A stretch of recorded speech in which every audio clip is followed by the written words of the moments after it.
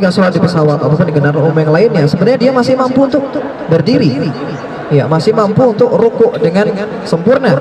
Tapi karena sungkan dan semisalnya, karena itu yang menghalangi untuk menyempurnakan sholat. Jadi tetap kapan dihukumi sah? Kalau dia satu tadi menyempurnakan rukuk dan sujudnya, berdirinya, kemudian dia juga menghadap kiblat.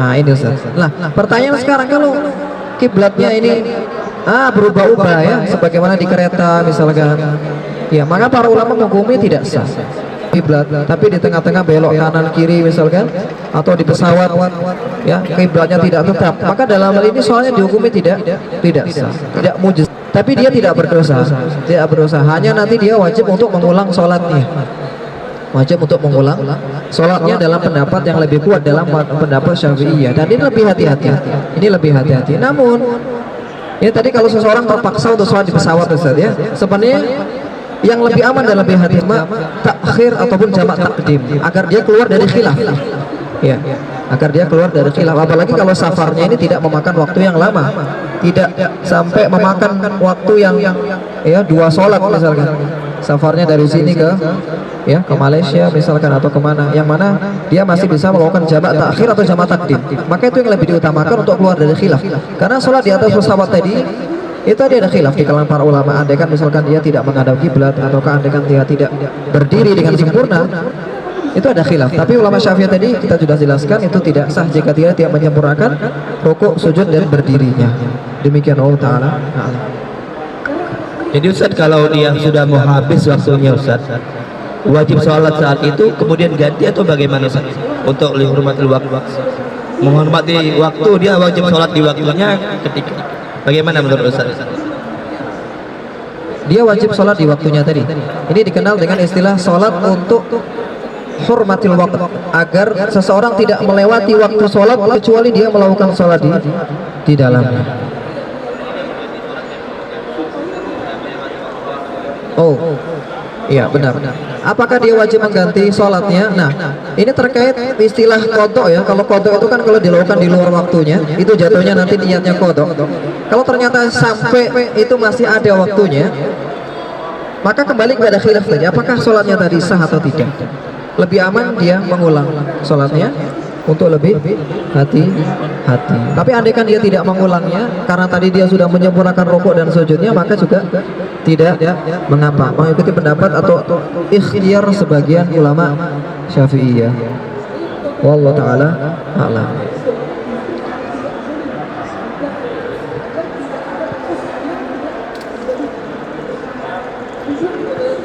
Alhamdulillah, jadi beberapa penjelasan ya mengenai sholat di kendaraan yang ada ya, pesawat, kapal laut, mobil juga gitu Ustaz ya. Berbeda ya Ustaz ya. Tapi insya Allah akan ada pembahasannya di lain waktu. Ini ada datang lagi pertanyaan Ustaz, sempat viral Ustaz ya zaman dahulu Ustaz ya. Zakat profesi, apakah wajib zakat setiap bulan Ustaz?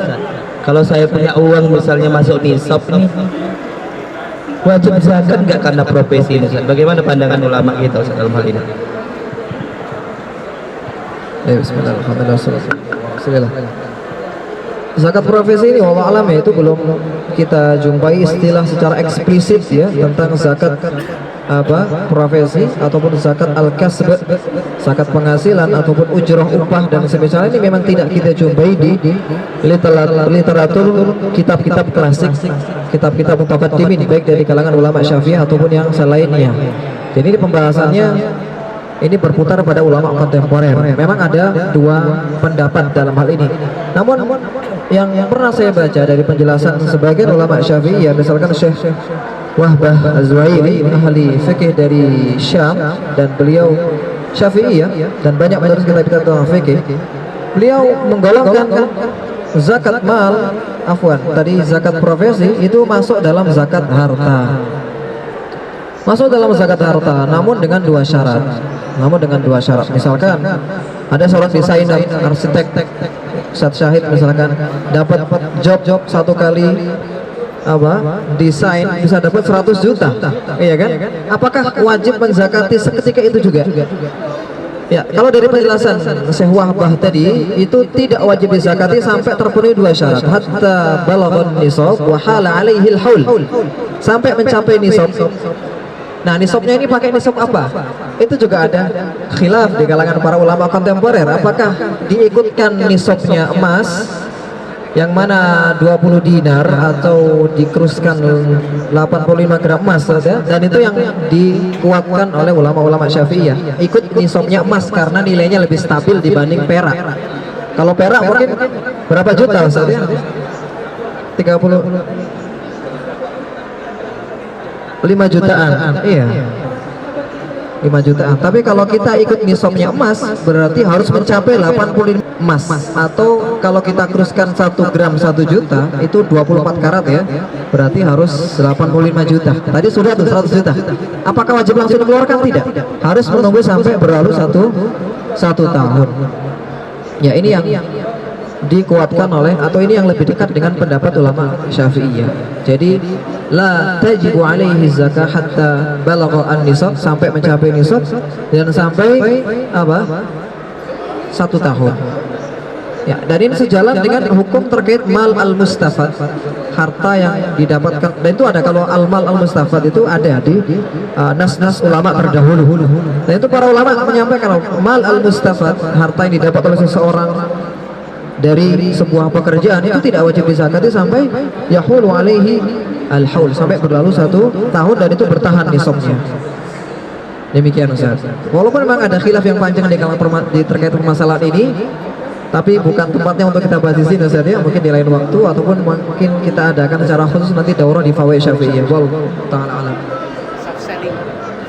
Insyaallah Ustaz, alhamdulillah sedikit ya terbuka pembahasan zakat profesi ya. Jadi bagi kita yang gajinya mungkin UMR nggak kena loh Ustaz ya.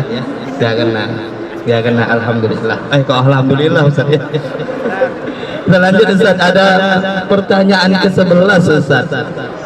Bolehkah zakat disalurkan ke pendakwah Ustaz? Nah, ada zakat, misalnya zakat mal atau zakat fitrah Ustaz ya. Itu boleh nggak Ustaz dapat zakat tapi dia miskin Ustaz? Ada Ustaz kaya misalnya, dapat zakat nggak dia Ustaz? Dia nggak miskin Ustaz. Bagaimana menurut antum Ustaz?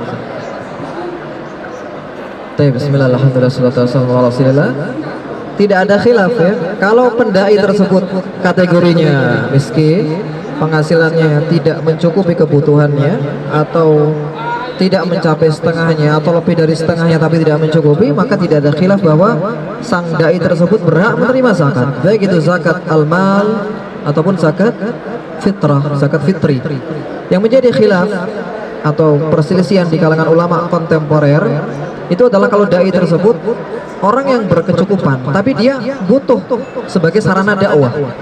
Yang terkait dengan permasalahan juga Ustaz, kalau zakat itu disalurkan kepada lembaga-lembaga pendidikan atau lembaga-lembaga sosial dan semisalnya ya, al-muassasah al-khairiyah. Nah, itu kembali kepada khilaf, apakah fi sabilillah di dalam firman Allah ketika menyebutkan innamas shadaqatu lil fuqara'i wal masakin wa 'amilina 'alaiha ya wa fi sabilillah wa binis sabil. Apakah fi sabilillah, jalan Allah, apakah itu tercakup orang yang berdakwah atau menegakkan kalimat Allah dengan jalan dakwah dengan lisan, dakwah dengan al-bayan. Nah, kalau kita lihat literatur atau penjelasan ulama-ulama mutaqaddimin atau terdahulu, mereka bersepakat atau tidak ada khilaf bahwa yang disebut dengan fi sabilillah itu adalah al-ghuzah, al-ghazi atau tentara. Dan tentaranya ini adalah tentara yang tidak digaji oleh pemerintah, atau al-mutatawwi. Al-mutatawwi, mereka yang tidak digaji oleh pemerintah, tidak mendapatkan uang dari baitul mal. Demikian. Nah, adapun sebagian ulama kontemporer, dan ini yang kemarin saya baca juga difatwakan oleh Al-Majma' Al-Fiqhi Al-Islami, itu mereka menggolongkan pendakwah itu sebagai fisabilillah, karena makna fisabilillah di zaman ini itu lebih meluas ya, mencakup jihad fisabilillah melawan orang kafir sebagaimana zaman dahulu, atau jihadul ilmi, jihadu bil bayan ya, jihadu bil bayan, jihad dengan penjelasan dan semisalnya. Namun bila seorang dai ini ingin lebih hati-hati karena menganggap bahwa dai itu bukan bagian dari fisabilillah, maka dia tidak mengapa untuk menolak zakat tersebut dan mengatakan saya bukan termasuk orang yang berhak menerima ini. Tapi kalau memang dia benar-benar butuh, apalagi untuk sarana dakwah dia di pelosok-pelosok, untuk sarana dia menegakkan dakwahnya, maka tidak mengapa dalam hal ini. Begitu ulama yang mengatakan boleh menerima zakat bagi pendai. Wallahu taala a'lam. Mungkin kita lanjutkan lagi ya Ustaz ya ke pertanyaan 12 Ustaz. Pengurus zakat Ustaz. Nah, orang-orang DKM Ustaz yang ngurus-ngurus zakat, yang dia emang nggak ditunjuk pemerintah nih Ustaz, emang buat panitia-panitia masjidnya masing-masing, itu zakat nggak Ustaz? Ataukah ada penjelasan lebih lanjutnya Ustaz? Tepat dulu Ustaz. Baik, bismillah, wassalatu wassalamu ala rasulillah. Baik, yang harus kita ketahui bahwa zakat itu tidak sah diberikan kecuali kepada 8 asnaf Ustaz ya. Yang diantaranya adalah wal amilina 'alaiha, orang-orang yang sebelum kita menjawab ini kita harus tahu dahulu dhabit atau acuan dari amil. Siapa itu amil? Amil ini para ulama menggolongkan menjadi dua. Ada kalanya amil ini memang ditunjuk oleh pemerintah untuk mengurusi urusan zakat, menarik dan mengumpulkan dan mendata siapa yang berhak untuk menerimanya. Ataupun ada masyarakat yang mereka berkumpul untuk mendirikan lembaga, kemudian mereka mendapatkan legalitas atau izin dari pemerintah untuk mengumpulkan zakat dan menyalurkannya. Atau kalau yang kita kenal di kita sekarang negara kita seperti BAS ataupun LAS ya, Badan Amil Zakat ataupun Lembaga Amil Zakat. Nah ini yang dikategorikan sebagai amil. Mereka bisa menerima zakat atau mendapatkan zakat sesuai dengan upah regional di daerah tersebut, dengan syarat mereka tidak digaji oleh pemerintah. Tidak digaji oleh pemerintah sehingga mereka boleh untuk menerima zakat. Adapun pengurus zakat yang ada di masjid-masjid atau DKM menjadi panitia masjid, maka mereka hukumnya seperti wakil. Seperti wakil. Nah, wakil ini hukumnya seperti muzaki, orang yang mengeluarkan zakat. Artinya apa? Mereka tidak berhak untuk menerima zakat kecuali mereka orang yang miskin. Atau mereka termasuk 8 asnaf selain amil tadi, miskin, fakir atau orang yang berhutang dan semisalnya. Jadi tidak bisa menerima zakat kecuali mereka orang yang miskin. Dan nanti banyak konsekuensi perbedaan ketika seseorang itu menyalurkan zakat kepada wakil atau kepada amil, itu nanti ada perbedaan. Allah Ta'ala. Ini ada pertanyaan ke-13 Ustaz. Nah, yang hobi-hobi korek kuping ini Ustaz ya. Puasa korek kuping Ustaz. Sering kita tuh ya lagi tidur-tiduran, puasa tidur-tiduran, korek kuping nggak sengaja mungkin pakai tangan Ustaz ya. Atau pakai pembersih atau pakai gunting mungkin Ustaz ya. Itu membatalkan puasa nggak Ustaz menurut mazhab kita, atau ada penjelasan lain yang antum tahu Ustaz? Tafadhol Ustaz. Kalau kita lihat di literatur Syafi'iyah Ustaz ya, mereka menggolongkan al-udhun atau telinga itu sebagai bagian dari jauf, sebagai bagian dari rongga tubuh di dalam tubuh manusia. Dan itu dikiaskan dari batalnya wudhu dengan masuknya air ke hidung. Nabi alaihissalam ketika memerintahkan untuk istinsyak, wa balik fil istinsyaq illa an takuna sha'ima. Ketika engkau berpuasa boleh atau dianjurkan ketika dalam keadaan tidak berpuasa dianjurkan untuk mubalaghah, menarik air hingga ke ujung hidung. Tapi kalau berpuasa tidak, karena bisa membatalkan puasa. Nah, kemudian para ulama kita Syafi'iyah menggolongkan telinga itu sebagai manfad al-maftu atau al-jawf, yang mana rongga di dalam tubuh yang tersambung dengan manfad al-maftuh tadi. Manfad itu saluran dalam tubuh yang tersambung ke bagian dalam. Nah, yang menjadi khilaf adalah apakah kuping tadi digolongkan sebagai jawf atau rongga. Ulama Syafi'iyah mengatakan iya, digolongkan sebagai rongga. Oleh karena itu beberapa kiai asatidzah itu menfatwakan batal. Tapi apakah batal walaupun pakai tangan misalkan, atau kata antum tadi pakai gunting ya, apakah batal? Maka tidak batal kecuali melewati bagian dalam. Nah, bagian dalam itu apa? Bagian dalam itu bagian yang tidak terlihat oleh mata kita, oleh mata telanjang. Jadi kalau dilihat itu kupingnya, bagian dalamnya nggak kelihatan, maka itu yang masuk bagian dalam. Itu yang masuk bagian dalam. Mala yura fi majlisit takhatur, tidak bisa dilihat dalam jarak pembicaraan normal.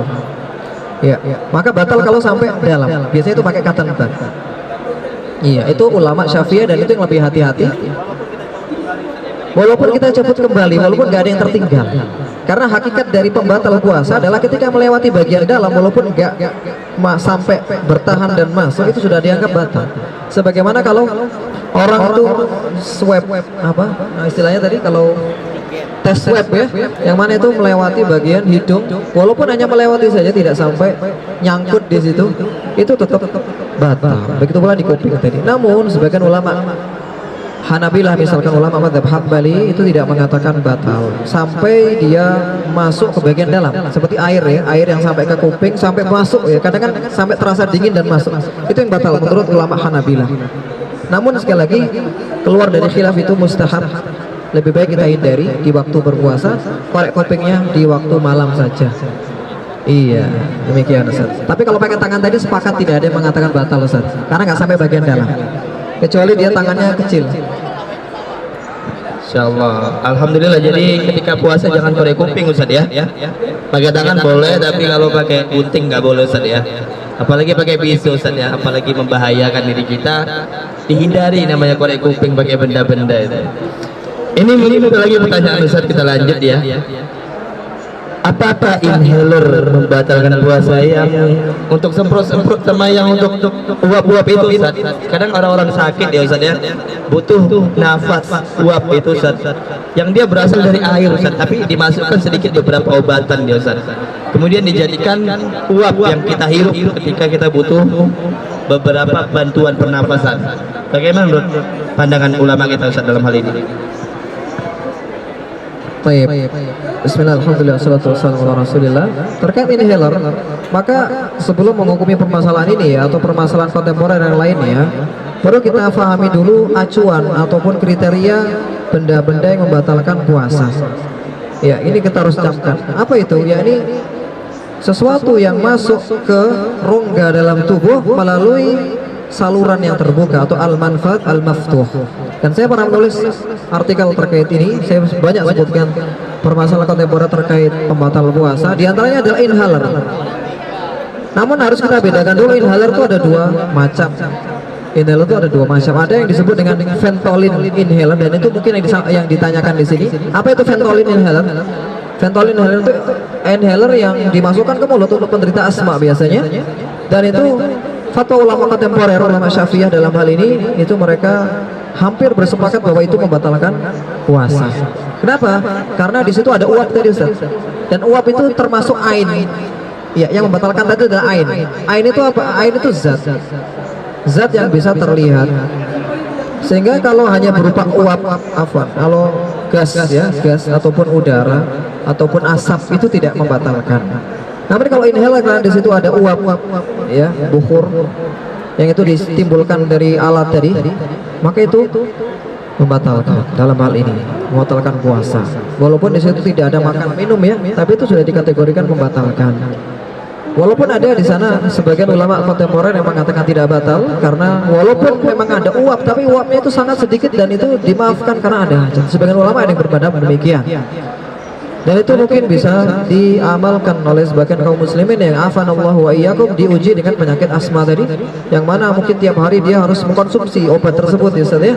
Dan kalau tidak dia konsumsi bisa membahayakan diri dia. Itu bisa mengikuti pendapat ulama yang membolehkan, dan insya Allah tidak termasuk tatabbu' ar-rukhas. Insya Allah tidak termasuk dalam tatabbu' ar-rukhas atau mencari-cari yang mudah. Tapi kemudian jenis yang kedua adalah fixed inhaler tadi, itu diperbolehkan karena ia hanya sebatas bau atau aroma. Itu yang dihitung itu fixed inhaler. Itu diperbolehkan dan Allah tidak ada khilaf akan kebolehannya dan tidak membatalkan puasa. Demikian Allah Ta'ala. Jadi teman-teman yang mungkin punya penyakit asma ya, saya juga punya penyakit asma Ustaz. Itu mungkin kalau diperlukan mungkin kita bisa memakai ini jika memerlukan dan mencari yang pendapat yang memudahkan untuk kita insyaallah. Kita masuk ke pertanyaan terakhir Ustaz ya. Haji diam-diam, wah. Haji dengan visa ziarah. Haji dengan, kita bilang haji apa? Backpacker Ustaz ya. Enggak pakai tasrih ya kita. Tasrih haji yang resmi dari pemerintah. Itu boleh nggak Ustaz? Sah nggak? Soalnya saya berapa kali membaca di media sosial tuh nggak sah. Haji orang-orang yang sembunyi-sembunyi, kita kalau kita bahasakan diam-diam gitu Ustaz. Bagaimana menurut pandangan ulama kita dalam hal ini Ustaz? Tafadhol. Bismillah, alhamdulillah, wassalatu wassalamu ala rasulillah. Di sini ada dua sisi Ustaz ya. Sisi pertama dari sisi kebolehan ya. Al-jawaz awil mana', boleh atau tidaknya. Dan kedua dari sisi sah atau tidaknya. Nah, itu dua hal yang berbeda ya menurut jumhur atau menurut ulama. Nah, para ulama kontemporer menggolongkan haji tanpa izin atau tanpa visa haji ya, atau haji tadi kata antum haji backpacker. Ini kalau dia melaksanakan rukun dan syaratnya secara sempurna, maka hajinya ini sah. Hajinya itu sah. Sah karena tidak ada sesuatu yang menghalangi keabsahan haji. Namun kalau dari segi boleh atau tidaknya, ini yang tidak boleh atau dalam tanda kutip haram. Kenapa? Karena dia diibaratkan seperti orang yang sholat di tanah yang tidak diizinkan untuk dipakai, atau tanah al-ardul maghsubah, tanah yang dicuri. Itu tidak boleh. Sebagaimana orang yang pakai visa haji, dia ya melakukan rangkaian ibadah haji yang mana tidak ada izin untuk melaksanakannya. Sehingga dalam hal ini pendapatnya adalah tidak boleh atau haram dari segi perbuatannya, tetapi segi hukum sah, hukum wadainya sah. Jadi ada dua kategori ya, ada hukum taklifi, ada hukum wadainya. Hukum taklifi terkait halal haramnya tadi haram. Kalau sah atau tidaknya sah selama dia melakukan rukun dan syaratnya secara sempurna. Sah tapi berdosa, dan lebih baik memang dihindari walaupun sah ya, karena kita berhaji itu untuk mengejar mabrur ya, karena laisa lahul jazaa'u ilal jannah, al hajjul mabrur laisa lahul al jazaa'u ilal jannah. Haji yang mabrur yang diterima oleh Allah itu tidak ada balasan kecuali surga. Dan boleh jadi haji yang demikian Allah tidak menerimanya ya kan, walaupun secara hukum syar'i dia sah dan menggugurkan kewajiban dia. Wallahu taala alam. Ini sempat viral Ustaz. Anak 2 bulan haji. Ya, sering untuk lihat di YouTube ya. Anak saya haji 2 bulan gitu kan. Ada yang mengatakan seperti itu. Ada anak bayi Ustaz 2 bulan Ustaz. Hajinya sah enggak Ustaz? Atau diwakilkan semuanya itu Ustaz? Karena mungkin kita suruh dia level jumrah ya, enggak mungkin ya. Apakah hajinya sah? Bayi yang umurnya 2 bulan Ustaz. Bagaimana pandangan ulama kita dalam hal ini Ustaz? Bismillahirrahmanirrahim. Wassalatu wassalamu ala rasulillah. Dalam hal ini ulama Syafi'i ya, dan juga ulama yang lain ya, atau jumhur ya, kecuali Hanafi ya. Jumhur itu mengatakan sah hajinya tapi tidak mujzi. Ini jawaban ringkasnya ya. Nanti saya jelaskan alasannya. Sah tapi tidak mujzi. Sah itu dalam artian hajinya sah dan terhitung sebagai sunnah, dengan catatan orang tuanya yang meniatkan ihramnya, kemudian memandikan dia dan meniatkan anak ini ihram. Dan ketika melakukan rangkaian perbuatan haji mulai dari tawaf, wukuf dan semisalnya, mabit, melempar jumrah, dia juga meniatkan untuk anaknya tadi, selain untuk dirinya dan untuk anaknya. Itu sah. Jadi mubasyarahnya itu adalah wali yang mubasyaratul fi'l, yang melakukan perbuatan secara langsung itu adalah walinya, mulai dari memandikannya, memakaian pakaian ihram, termasuk ihramnya, dan tidak boleh melakukan keharuman ihram juga. Seperti tadi memakai wewangian, bayinya nggak boleh dipakai wewangian, artinya rambutnya tidak boleh rontok dan semisalnya, karena itu terkait dengan keabsahan haji dari sang anak. Jadi harus tetap menjaga keharuman ihram. Tapi yang menjadi pertanyaan adalah apakah cukup? Artinya tidak wajib haji lagi? Artinya sudah mencukupi dari haji Islam, hajjatul Islam? Maka jawabannya belum. Karena di antara syaratul atau syurutul ijza, syarat tercukupinya haji dianggap cukup dan menggugurkan kewajiban, itu adalah dilakukan dalam keadaan balik, muslim, balik dan berakal. Ya, jadi hajinya non muslim, hajinya dari anak kecil, walaupun sah dan terhitung sebagai sunnah, tapi tidak mencukupi dan nanti harus diulang lagi ketika sudah dewasa. Niatnya haji secara langsung, bukan kodok. Iya, kodok itu kalau haji di tahun tersebut tidak sah. Orang yang melakukan ibadah haji kemudian melakukan atau tidak melakukan rukun haji misalkan Ustaz ya, maka itu namanya kodok nantinya di tahun berikutnya. Tapi kalau ini itu ya disebut haji secara langsung. Wallahu taala alam. Nah, ini pertanyaan terakhir ya Ustaz Syahid ya. Sahkah sholat di hotel dengan mengikuti imam Masjidil Haram? Jadi Ustaz, di Masjidil Haram tuh ada berapa hotel Ustaz ya? Misalnya kalau dulu saya tuh Ustaz di Zamzam Tower Ustaz. Di Zamzam Tower kita Ustaz di lantai 50 Ustaz. Kita lihat tuh ada beberapa jamaah itu sholatnya menghadap ke masjid, mendengar speaker dari masjid Ustaz, dan diikuti imamnya. Atau dia sholat di lantai bawah Ustaz, di mall-mallnya itu dengan saf-saf yang terputus. Apakah ada penjelasan dalam hal ini dari mazhab kita Ustaz, ulama kita Ustaz? Tafadhol Ustaz. Baik, saya jelaskan konsepnya dulu ya. Di antara konsep berjamaah itu harus ada yang namanya ittisalu al-imam, al-ittisalu bainal imam wal ma'mum. Harus ada ketersambungan antara imam dan makmum. Nah, kalau seseorang itu sholat di masjid, di dalam masjid ya, mengikuti seorang imam, maka di posisi manapun walaupun jauh itu sah. Walaupun terpisah jarak 100 meter misalkan, itu tetap sah sholatnya. Namun pendapat mayoritas Syafi'iyah, dan itu yang muktamad, sholatnya sah tapi tidak dihitung jamaah, tidak mendapatkan pahala jamaah kalau jaraknya lebih dari 3 dhiro'.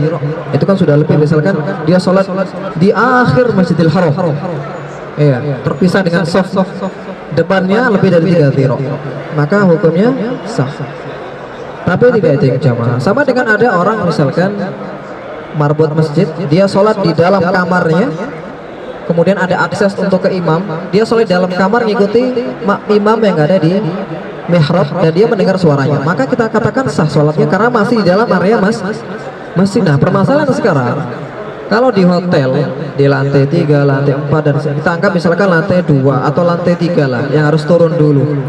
Nah, apakah sah sholatnya? Ini kan sudah kategorinya di luar masjid ya. Kalau hotel itu di dalam masjid, dan saya tidak tahu apakah ada masjid, apakah ada hotel yang masih rangkaian Masjidil Haram, ada nggak? Ada nggak satu hotel yang masih lingkup Masjidil Haram?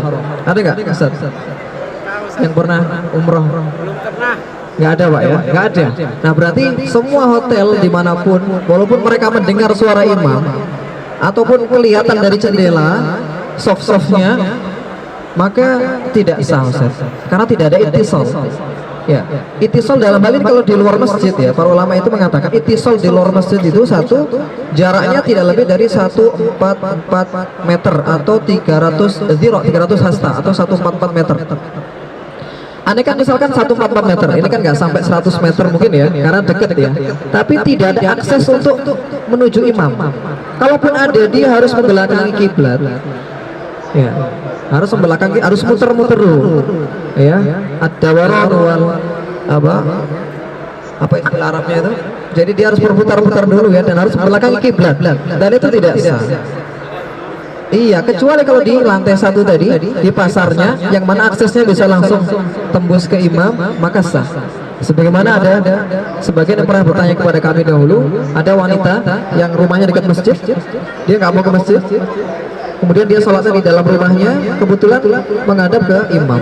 Nah, itu sah selama ada akses untuk menuju imam tanpa harus berbalik arah ke membaliki kiblat. Ya, selama tidak menghalangi ru'yah. Ya, penghalangnya ini selama dia bisa menuju imam, walaupun itu pintu yang tertutup, selama bisa dibuka ini tidak masalah. Demikian Ustaz. Tapi lebih utama, apalagi di Masjidil Haram, itu kita tidak melakukan demikian ya, karena pahala di sholat di Masjidil Haram itu 1 juta kali ya, 100.000.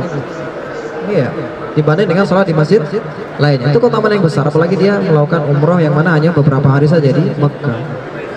Wallahu taala a'lam bishawab. Demikian Ustaz. Alhamdulillah, ada 17 pertanyaan yang masuk kepada kita, sudah dijawab satu persatu oleh Al-Ustaz Fadli Abu Syarifah hafizallahu taala. Dan kita sudah mendapati jawaban-jawaban yang menarik ya. Selama ini belum pernah kita dengar air wudhu dari AC bagaimana itu. Tapi mungkin aja Ustaz ya, orang-orang yang malas kamar mandi dilihatnya ada air bekas AC dipakainya Ustaz ya. Tapi secara hukum boleh, walaupun kalau dilihat dari kesehatan bisa jadi makruh Ustaz ya. Insyaallah taala mungkin kedepannya Fawaid akan hadir kembali Ustaz di acara-acara selanjutnya. Mungkin acara kita hari ini kita sudahi dulu. Insyaallah taala kita akan bertemu di pelajaran online selanjutnya. Bisa ditunggu kembali Fawaid Syafi'iyah di kelas-kelas selanjutnya. Dan saat ini kita sedang mengadakan Fawaid Academy Ustaz ya. Program 6 bulan mempelajari beberapa pelajaran, ada fikih, ada bahasa Arab, ada qawaid, ada usul fikih dan lainnya. Mungkin demikian dari saya moderator. Kita sudahi pertemuan kita hari ini dan kita tutup dengan doa kafaratul majlis. Subhanakallahumma wa bihamdika asyhadu an la ilaha illa anta astaghfiruka wa atubu ilaik. Assalamualaikum warahmatullahi wabarakatuh. Sampai jumpa selanjutnya.